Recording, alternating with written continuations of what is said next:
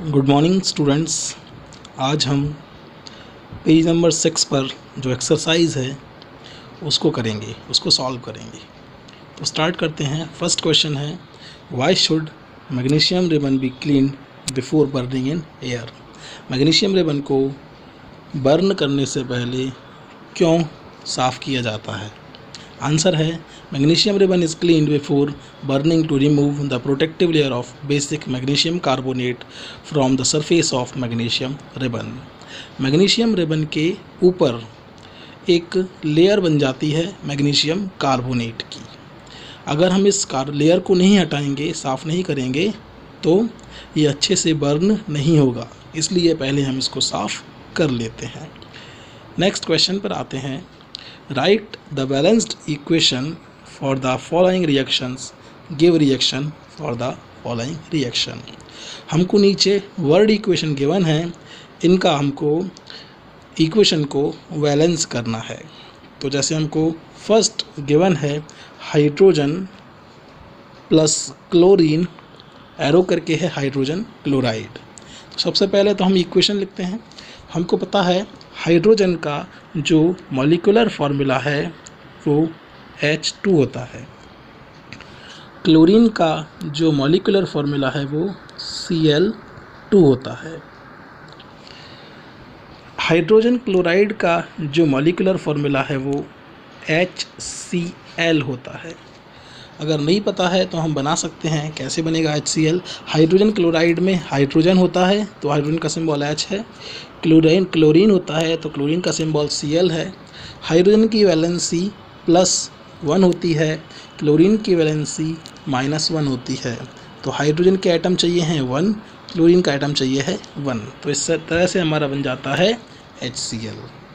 अब हमको इसको बैलेंस करना है। हमने इक्वेशन तो लिख लिया है, अब हमको इसको बैलेंस करना है। तो हमने देखा कि लेफ़्ट साइड में हमारे हाइड्रोजन के 2 एटम हैं और क्लोरीन के भी 2 एटम हैं, लेकिन राइट साइड में हमारे हाइड्रोजन के और क्लोरीन के दोनों के 1-1 एटम हैं। तो हम इसके आगे 2 लगा देंगे। जब हम 2 लगा देंगे तो दोनों साइड सारे एटम्स बराबर हो जाएंगे। तो इस तरह से हमारा जो सॉल्यूशन है वो आ जाता है H2 + Cl2 = 2HCl। अब हम आते हैं नेक्स्ट क्वेश्चन पर। हमको गिवन है सेकंड वाला, बैरियम क्लोराइड। बैरियम क्लोराइड का क्या फार्मूला होता है? बैरियम क्लोराइड का फार्मूला बना सकते हैं। बैरियम का होता है Ba, क्लोरीन का होता है Cl। बैरियम की वैलेंसी होती है +2, क्लोरीन की वैलेंसी होती है -1। तो बैरियम का 1 एटम और क्लोरीन के 2 एटम चाहिए पड़ेंगे। तो इस तरह से हमारा फार्मूला बन गया BaCl2। इसके बाद आगे हमको प्लस करके गिवन है एल्यूमिनियम सल्फेट। एल्यूमिनियम सल्फेट का फार्मूला बनाते हैं।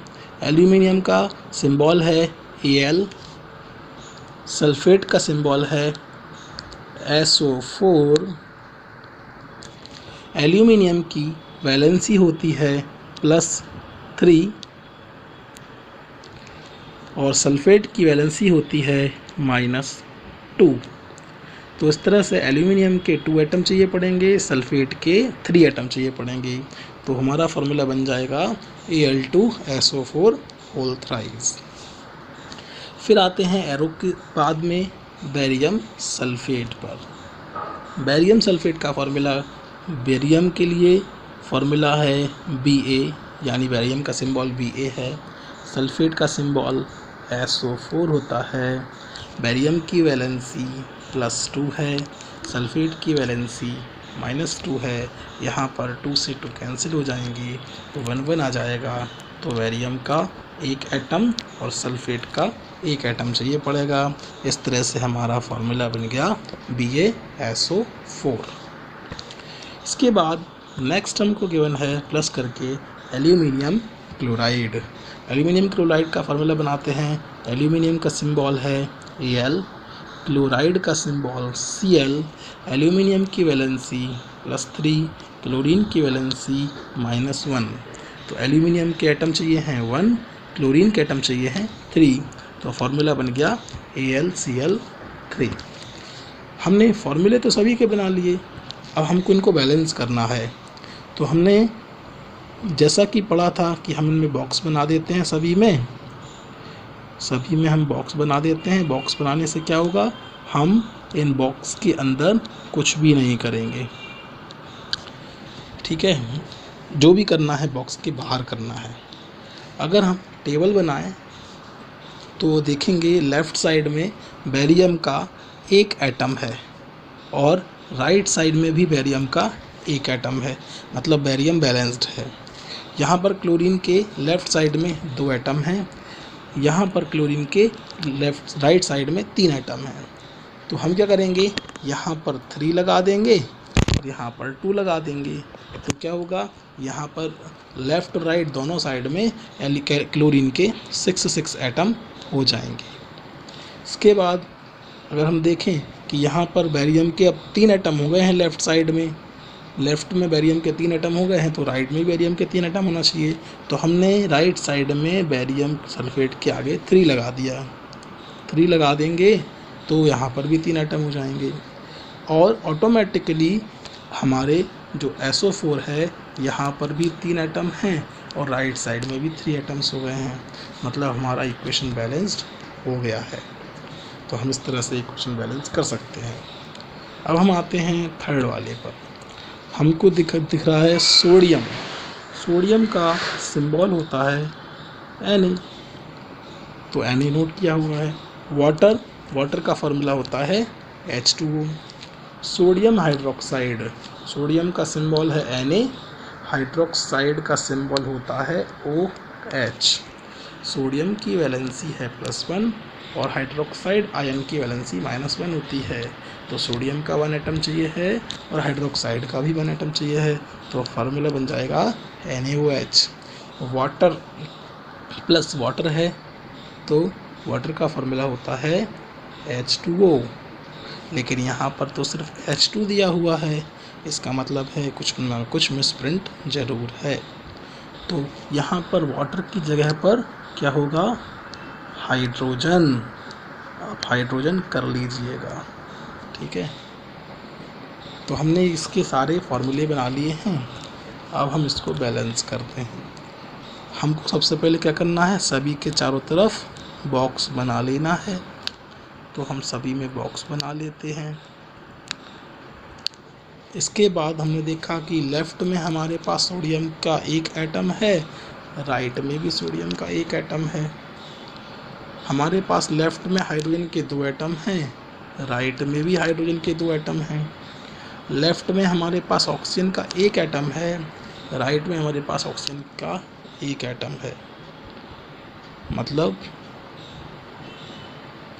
ये जो हमारी रिएक्शन है ये कैसी है, अभी अनबैलेंस्ड, क्योंकि राइट साइड में हाइड्रोजन के टोटल 3 एटम्स हैं।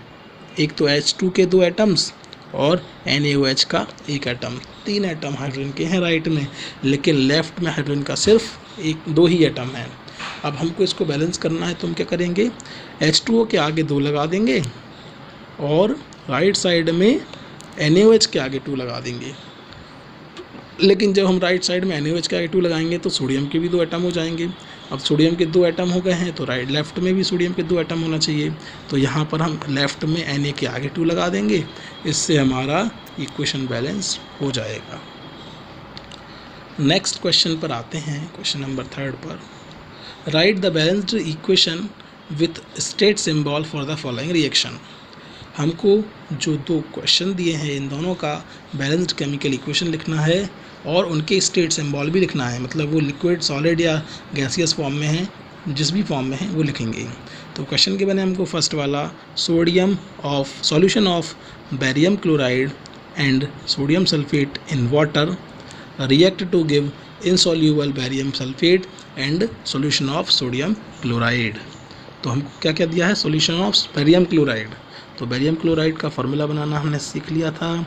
ऊपर बेरियम क्लोराइड का फार्मूला बनता है BaCl2 plus sodium sulphate given है, सोडियम सल्फेट का फॉर्मूला होता है Na2SO4, आप बनाकर देख सकते हैं। फिर हमको क्या क्या मिलता है रिएक्शन के बाद, बेरियम सल्फेट और सोडियम क्लोराइड। तो एरो करके आगे लिख देंगे बेरियम सल्फेट। तो बेरियम सल्फेट का फॉर्मूला है BaSO4 प्लस सोडियम क्लोराइड का फॉर्मूला होता है NaCl। अब हमको इसको बैलेंस करना है, तो हम इनको बैलेंस करते हैं। ये हमको फॉर्मूले जो बनाए थे वो ये रहे, BaCl2 Na2SO4 BaSO4 NaCl। हम यहाँ देखते हैं लेफ़्ट साइड में सोडियम के 2 एटम हैं, राइट साइड में भी सोडियम के 2 एटम बनाना है, तो आगे हम 2 लगा देंगे, बाकी सभी ऑटोमेटिकली बैलेंस्ड हो जाएंगे। हमने कहा था कि जो लेफ़्ट साइड में बेरियम क्लोराइड और सोडियम सल्फेट हैं उनका वाटर में बना हुआ सॉल्यूशन है, तो ये लिक्विड फॉर्म में होगा, तो हमने AQ लिख दिया। AQ मतलब एक्वस, एक्वस मतलब वाटर में बना हुआ सॉल्यूशन। उसके बाद हमको बोला था उन्होंने कि रिएक्शन के बाद क्या बनता है, बेरियम सल्फेट बनता है, जो कि कैसा होता है, इनसॉल्यूबल। इनसॉल्यूबल मतलब जो डिसॉल्व नहीं होता, मतलब सॉलिड फॉर्म में, तो उसके आगे लिख दिया एस। और सोडियम क्लोराइड कैसा होता है, वाटर में डिसॉल्व होता है, नमक पानी में घुल जाता है, तो एक्वस रहेगा इसका। इसके बाद आते हैं हम सेकेंड क्वेश्चन पर। सेकेंड वाले में गिवन है हमको sodium hydroxide solution in water. Sodium hydroxide solution in water. Sodium hydroxide का फॉर्मूला क्या होता है, सोडियम हाइड्रोक्साइड का भी फॉर्मूला बनाया था NaOH।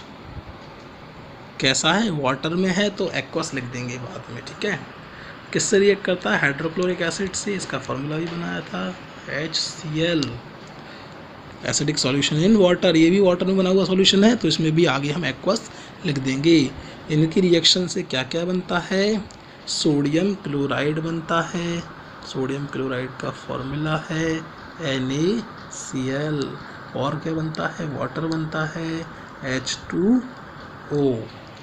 अब हम इनको बैलेंस कर लेते हैं। तो हमने देखा जो फॉर्मूला हमने बनाया था वो मिल रहा है हमको, सोडियम क्लोराइड का, HCl का, NaCl का, H2O का, NaOH का एक्वस सॉल्यूशन था, HCl का भी एक्वस सॉल्यूशन था, NaCl एक्वस सॉल्यूशन रहता है, पानी में नमक घुल जाता है, और वाटर तो वाटर ही है, और ये ऑलरेडी बैलेंस्ड है, इनको बैलेंस करने की ज़रूरत नहीं पड़ेगी। तो ये हमारे क्वेश्चंस हो गए पेज नंबर 6 के। इसके बाद नेक्स्ट वीडियो में हम नेक्स्ट टॉपिक से स्टार्ट करेंगे।